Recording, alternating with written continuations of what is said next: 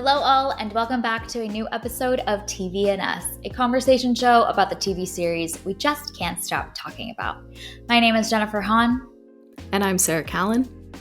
And each season, we focus on a different show, reviewing it episode by episode, and we invite you to watch along with us.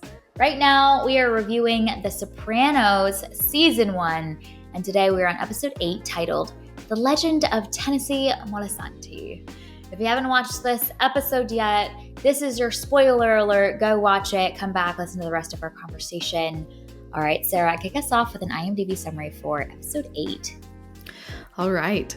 Indictments loom, prompting frantic gun and cash stashing, while Christopher digs up bodies, shoots a baker, and obsesses over finding a heroic arc that will etch his name in mafia history.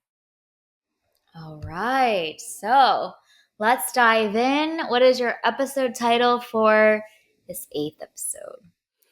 My title is Spring Cleaning. Oh, that's good. That's a good one. Very fitting for this episode. Yeah. Oh, it's so funny. Yeah. My episode title is My Arc. My arc, my arc, my arc. All right. That's great. Let's dive in. I, first of all, just love that the questions we are asking of the show knows us. And it is answering those questions because we have been wondering what's going on with Christopher. And we get to see Christopher. Oh, do we get to see him in this episode? And so that was just really satisfying to see and so indicative of how genius and incredible the show is to anticipate and know human nature well enough to know when to answer the exact questions that we've been asking all along. It's so satisfying. Mm-hmm. And we get to see the FBI in the indictments too, because that's the other thing that we've been questioning, because the last episode, there wasn't a lot about the FBI. And so we were like, well, what's happening with that? Because we knew that they were getting closer. Like every other episode, they get closer to our crew. And so it was really satisfying, to your point, like, man, we're asking these questions, and in the next episode, they answer the questions while creating new questions, which is great. We don't know when some of those will be answered, but man, it's so satisfying for the writing to lead us to this place and then give us enough so that we are satisfied and then keep us going to the next place. So good. Yeah. It's so good. It's so satisfying. And I think what it does for the show is that whenever we aren't seeing something now, we know that something is actually happening with that character, with that storyline. And so even just the presence of knowing that what we are seeing in each episode is only a subset of everything else that is stewing, that is progressing, is really exciting for us to feel too, instead of feeling like, did the show just forget about this? This is really healing after we just finished watching Alien Earth, where all of our questions were ignored so rudely by the show. So that's really great to see, And I'm sorry, we're just going to dump on Alien Earth for a hot second because we have grievances. Our review of episode 8 of Alien Earth was not enough. We need to continue to air some grievances. And The Sopranos has so many characters in it, and yet no character is forgotten or overlooked. We will have certain characters who are at the forefront of some episodes, like the college episode, which was mostly Tony and Carmela and Meadow. And then we have episodes like this, where it's mostly Christopher and Tony and Carmela and Livia, and everybody else is kind of in a backseat. But we're constantly checking in on all of these characters. Even in this episode, in episode 8, Polly has a pretty prominent role too. Somebody who has always been kind of in the background. And so I love the way that The Sopranos understands how to utilize its characters and give us different combinations of characters, which bring out really interesting sides to them and help push the plot forward. Even if we don't see a character like Christopher, we haven't seen him the past couple episodes very prominently. we know that there's still progress on his story. We know that he's doing something, whether he is working Yeah. toward emotional growth or he is, regressing like he has been. We know that there is some movement, and the show hasn't forgotten about him. The show hasn't forgotten about Yeah. Meadow or AJ or Polly or any of these characters, which it's a Yeah. lot of characters to keep track of. And The Sopranos is able to do it very well while introducing more characters too, which is, I think, what is impressive. But Mm. somehow they are keeping track of all of them and bringing them in very strategically at the right time. Hmm. Yeah, yeah, absolutely. And not only are the characters that are not in each episode uh not just left where they are, but they have moved in a direction. They've either grown, they've developed, they're unlocking new things, they've birthed new desires all this time, or they're devolving in Christopher's case, and it's calling back to things that we also have seen him experience too. So I love that this whole episode really starts with Christopher's guilt, and experiencing his inner state through his dreams and realizing, yeah, for this young kid to have taken a job, to have to take someone out, that does create a toll on him. And that guilt informs everything else that Christopher feels and experiences over the rest of this episode. Not not knowing what his story is, feeling the frustration of having put himself on the line and not being rewarded for it, feeling really unseen. All of those moments are all colored through the lens of understanding his guilt at the beginning of the episode. And I also love that, like, we learn so much about Christopher, but we also learn more about this family as well, because, Mm, like you said, Christopher feels unloved, he feels unseen, unrewarded, all of those things. But you see the care that Tony has for him and the empathy that mm, Tony feels for him, even though Christopher can't really receive that.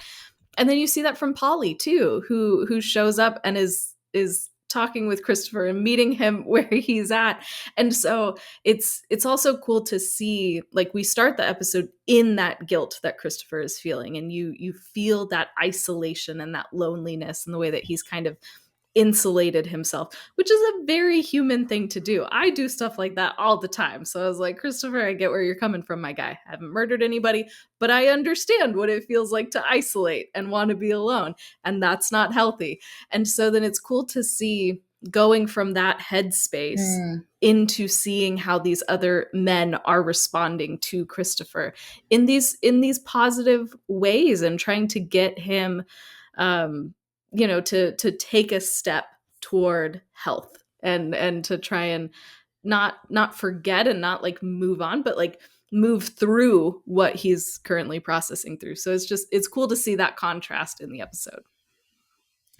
yeah, and for them to like genuinely empathize with him too, and not in a way that's dismissive. I mean, that's healthier and better than a lot of like actual families experience where there is no I'm in it with you, I'm in the trenches with you type of feeling that we get to see that scene with Christopher and Polly. I loved that scene so much because like we've talked about, this what's really special and unique is that this is such a multi-generational story, and Christopher, with having someone like Polly, that uncle figure, that father figure that's kind of in the orbit, that's older, that's wiser, that's seen him grow up, that's really special.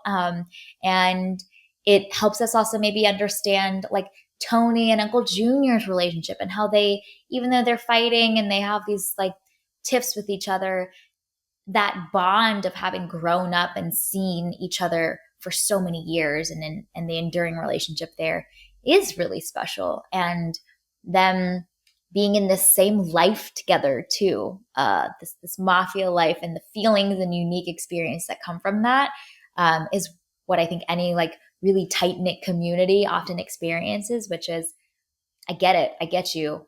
We've experienced the same things, and therefore, I can relate to you in a way that nobody else perhaps can. In a way that like Christopher's girlfriend has no idea how he might be feeling in some of those contexts, but Polly, Polly might have had those same questions when he was younger too. I also appreciate that Christopher is trying to like channel all of that into writing his screenplay too, and like that is his mask that he's almost like hiding behind, is like I'm working on my screenplay, like I can't do all of this other stuff because it's my screenplay and that's what I'm upset about, when it's really not that. There's a lot of other stuff going on within him that he's maybe not ready to address or work through, that's really affecting him, and the others can see that but he can't see that, which is once again a very very human thing to do. Yeah, exactly. Exactly. That like channeling of desire uh into something new, some new endeavor to feel a sense of purpose is like so human and yes, can relate. Can definitely relate. Yeah. Um what are some other big moments that we should talk about in this episode? One moment that I really loved early in the episode is at the wedding. And once they find out about the indictments, it's really interesting to see how everybody else responds. The little detail that I loved is when they're all in a group talking about it, and Tony immediately defers to Junior. And you can tell that Mm. everybody's looking to Tony, but Tony Yeah. makes sure to say, "Hey, Junior, what do you think?" And then Junior's response, like he thinks it's a rumor, all of that. And again, people look to Tony. And of course, he's smart enough to back what Junior said. But I thought that that was so interesting and still in line with, again, these questions that we've been asking about what is that dynamic going to be like? What is going to happen between Junior and Tony? This whole Junior in charge thing, he is the lightning rod, and Tony is still backing that play. And so I'm really interested to see how this is going to go now that the indictments have been handed Mm. down, search warrants have been issued, all of that. um, how how is Tony's plan going to work out? Like, is reality going to match with what he planned? What things are going to go wrong that complicate his plan? But I really loved that little moment of Tony deferring to Junior. It says, I think, so much about him, but also so much about this world, and that Mm. respect and that honor that we've talked about in the past as well. Yeah, and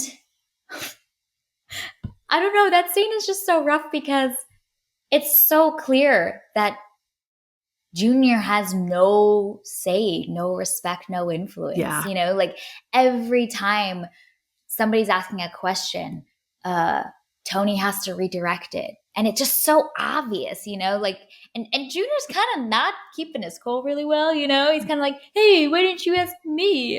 And it just, that power dynamic is, they're not they did not do a good job of putting on a good show for that one either. I think Tony did better. Junior did fumbled that one, and all the other capos I think made their understanding of the power dynamics very obvious. So I think we can take some notes from the meat market negotiation scene with Hesh, because that one was a much better job done. But yeah, it's neat to see that Tony knows that this is what Junior needs and is willing to be so generous with it because he knows that that keeps this thing secure. And then honestly, also like the FBI coming in through. It's good to keep Junior feeling real secure in his spot. And so all those calculated decisions, but there's the performative aspect of it, but it does also feel like this is his gift for Junior as best he can, and that history, that loyalty, like you were saying, going so far back. Yeah. Yeah, yeah, and then the other part of this episode that I loved is when Tony and Carmela are cleaning out their hiding spot in the attic, and just Tony just keeps pulling out cash. Then he starts pulling out guns, and like the guns just get bigger and bigger and bigger from the hiding space. And so I loved how that whole scene went down, and you're just seeing how much they have stashed. And even that conversation where Tony is like, hey, like, give me your jewelry, we don't want the FBI to steal it, and she is unwilling to give up her engagement ring, even though it may or may not have been purchased legally. And so I loved all of that, and seeing the real stakes, like the real, like, monetary stakes of this, but then also the emotional stakes. And when the FBI is going to show up with a search warrant, how, like, violating that feels too. Hmm. And just kind of the way that that weighs on you as you're just, like, anticipating this thing. We're going to get our house torn through, Tony might go to Yeah. prison, like, just, you feel the weight of that in this episode. And I thought that that was a nice touch. I didn't think it was, like, too heavy handed. And there are moments of levity even within that, but you really feel the stakes and the consequences of this, and what might happen if indictments do come down. Hmm. Yeah.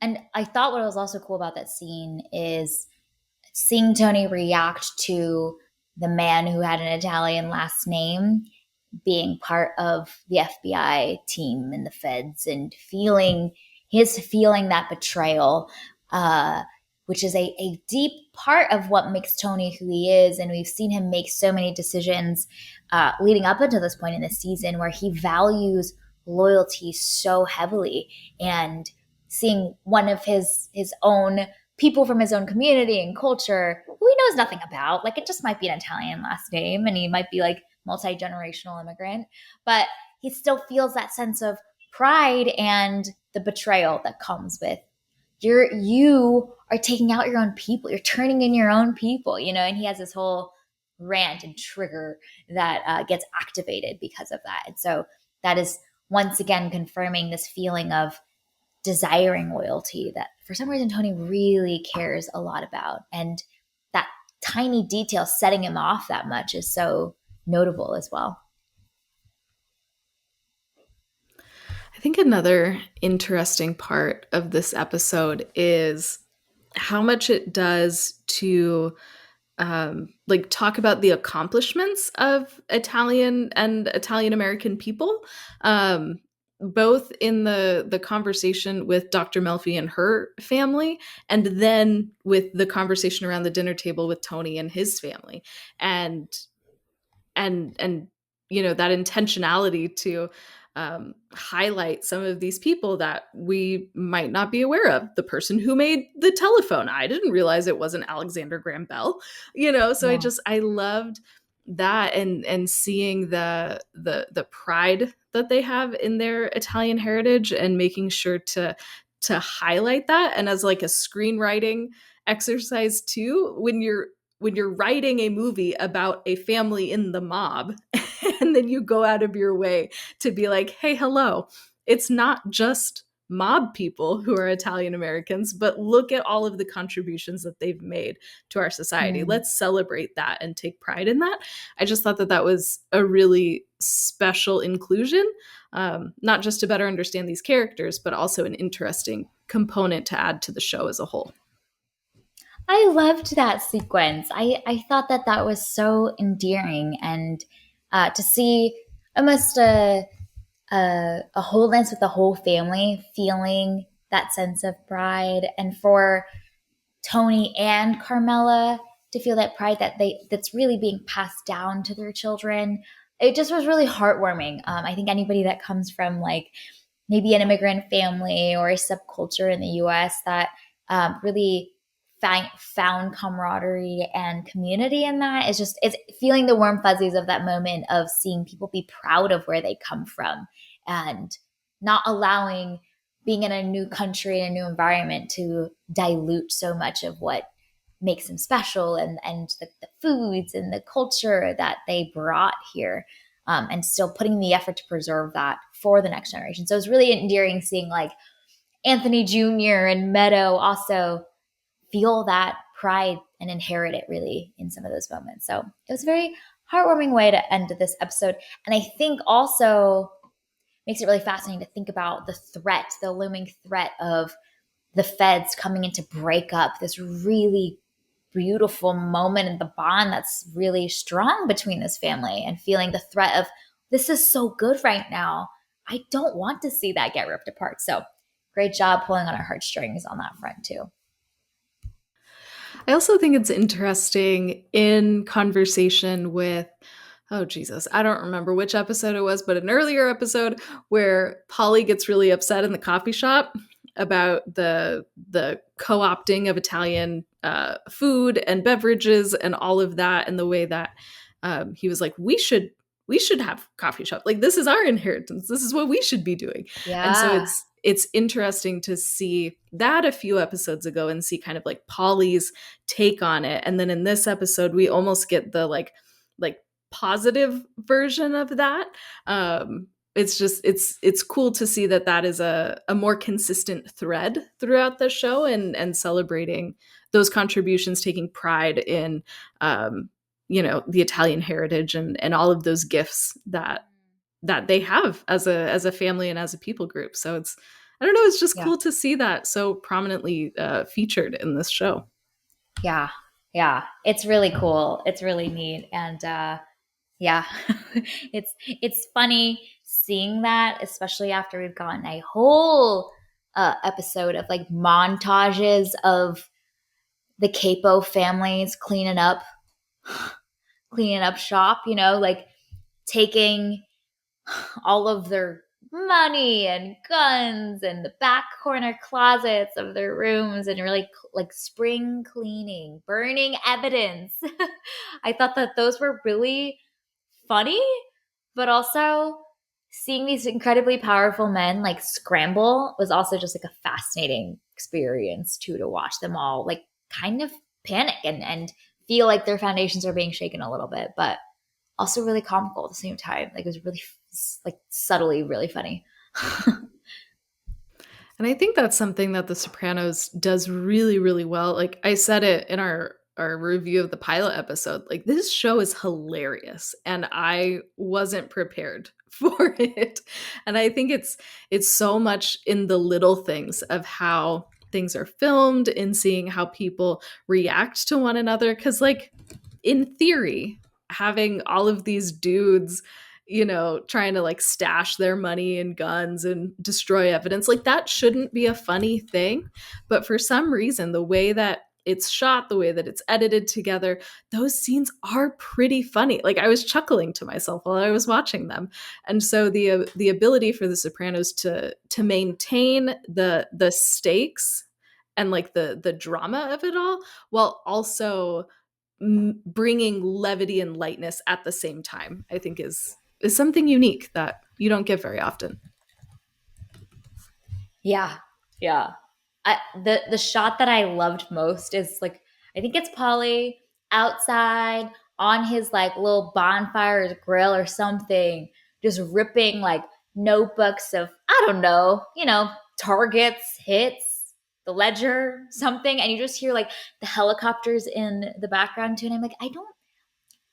This is really obvious, my dude. He's just straight up in the broad daylight outside in his backyard, and I think that's an interesting dynamic of the search and the chase between the feds and the mafia that have always been the case, which is they all know who each other is, but it's gathering enough evidence that is can stand legal ground and taking out the whole structure instead of playing whack-a-mole with we bring in a guy here and there. And so I think that's just kind of comical because there's such clear awareness of who the targets are, and everyone is aware on both sides. And yet they still got to do this cat and mouse chase together. So it's not like we're figuring out who it is. They've got photographs. They know the entire structure. How do they have enough legal grounds to bring it all down? I mean, maybe we will find out. There's a lot more episodes of this show left, so we'll see how the FBI is doing. Yeah. Yeah. Uh, okay. Another interesting dimension of this that I thought was really fascinating is the whole kind of psyche monologue TED talk that Christopher gives to his girlfriend about mob stories never going out of style. I thought that was so interesting because the show is essentially being self reflexive about itself and articulating that these things are inspired by true life, and yet like people want to see this, people want to fall in love with these personalities, they want to be in the underbelly and understand the world of organized crime, and how there's a timelessness of these stories, and him listing off like all these iconic mob movies or whatnot, pieces of IP and storylines and books that have been written. And so I think that was really fascinating. It's the show's way of almost making fun of itself. They like, we're doing one too, and we're gonna name drop all the other iconic ones as well because you're here, aren't you? You know, like, yeah, this doesn't go out of style because I got you wrapped around my finger as well. I just thought that was a fascinating way for the show to talk about its own role in the world of media through the show. You know, it was a cool meta trippy little moment there that I thought was really neat for the show to like intentionally have a whole scene dedicated and woven into making that point and having us think about what is it about mob stories that allow them to be so timeless. Yeah, yeah, and they are. We eat them up. We love them. Um, but I also love that The Sopranos is so self-aware that it's not the first mob story, you know, it's not the first mob TV show.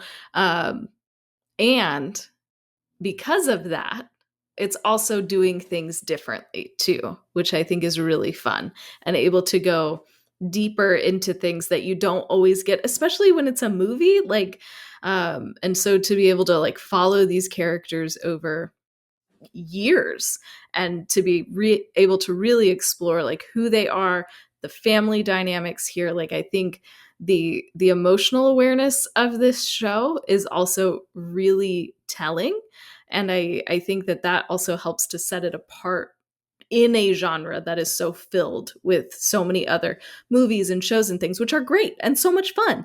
And so I love that this show is able to balance that fun and able to do these really like deep interesting things that some of those other pieces of movies, TV aren't able to maybe go as deep into, or that's not their focus because they're making a different story.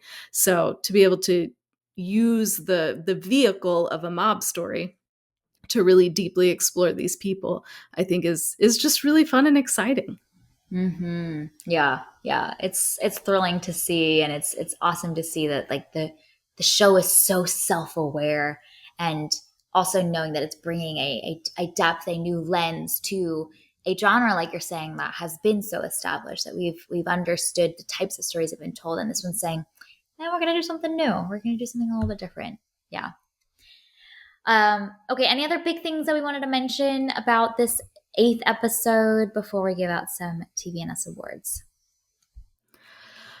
Yeah, I think another, and we talked about it a little bit, but just going back to Christopher, you know, seeing him kind of like self-destruct a little bit about, I mean, so many things. It's the guilt, it's probably guilt over Brendan too.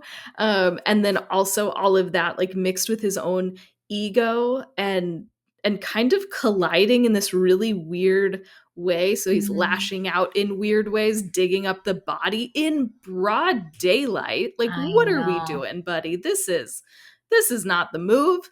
Then shooting the dude in the bakery. Like, it's so fascinating to see how all of these really complex things that are going on inside of Christopher are showing up in these really not okay outward behaviors that are putting him and his entire family in danger. And then at the end of the episode, he's so excited because his name is in the paper. So that ego just like coming right back up to the surface. And that's, I mean, there's so much below the surface that maybe he's not aware of, but like he finally got the thing that he wanted of Yeah. him being known and noticed. I think is really really interesting. And I'm curious to see how that will continue over the next few episodes, that like being noticed by Polly and Tony in the ways that they're able to like meet him in this episode wasn't enough. He needed his name to be known in the paper. So how is that ego and that need for a certain type of validation gonna continue to like bubble up, and how will that endanger Christopher and the rest of the family going forward? Because that's not great. That's not a great thing to want when you're part of the mafia. No, yeah, exactly. And it's so human, to desire to be significant. He's so lost. I felt for him so much when he had that whole bit with Polly around like, where's my arc? Like, what is the story that I'm in? What am I here for? I'm doing all this stuff, but like, why is it not enough? And that insatiable desire to be significant that is unable to be satisfied by seemingly anything is going to cause him to really spiral. And you pair that with what seems like some mental health challenges that he's facing as well, and feeling really like caught in this headspace that he can't step out of. He is going to wreak havoc, and it is inevitable. We feel it in our bones. We're kind of just waiting to see how it's going to happen, and it's going to be tragic because our man Tony also cares so deeply for him too, and has such a bond with him that's so felt. So it's not going to be good. It feels like a ticking time bomb. And like you mentioned, he's making really rash decisions that are putting so many others at risk. So he's not betraying the family, but he's definitely going to put them in danger at such a critical time too, with the feds being right on their tails. It's not going to be good. Yeah. Yeah, this is not the time to be doing any of these things. This is the put your head down and just go about your business quietly. Yep. But Christopher didn't get that memo, so yeah, Yeah. it's gonna be Yep. fine. It's gonna be great. Yeah. Okay, let's give out some TV and Us awards. So the first category is most family oriented. What is your choice for this one? I want to give it to our girl Carmela for taking one for the team and getting Livia out of her room so that Tony can stash his stuff there. Yeah, that was great. That was great. Carmela is really playing her role well these Mm-hmm. past two episodes. I'm like, Yeah. oh, fascinating. My choice for family oriented was also Carmela, for so Ooh. faithfully and patiently helping Tony load up the cash and the rifles and the guns and the Yeah. just like it's another day, another Yeah. Wednesday. Nothing to see here, folks. It's what you got to do. Yeah. All right. Most explosive moment. What is your choice for this one? My choice is Christopher's trip to the bakery. Mine is Christopher shooting the pastry worker's foot. Yikes. Yikes. Not great. Yeah. You think he's done, like he's done the threat. You think he's done, and he's not done. He needed one final buddy. say. Yeah. Okay. Next category is double meaning dialogue. What is yours for this one? Yeah, I want to give this to Salvatore, who says to Christopher, "You know who had an arc? Noah." And I love a good pun. It was great. You go, buddy. It was perfect. I love it because you know that he is so pleased with it too. Like he chuckles a deep guffaw. It was Here's so the thing. funny. I was also pleased with it. So, like, I get it. I'm with you, my guy. Christopher's not Yeah, appreciating your humor, but I am. So, I way know. to It's go. good. It's good. I also love in Christopher's conversation with Polly where Christopher's like, do you ever think that like maybe you're not ever gonna amount to something? And Polly's just like, yeah, and I didn't. It's so God, we good. love a self-aware queen, Yes. And that is what Polly is. He is a self-aware queen, indeed. So good. So good.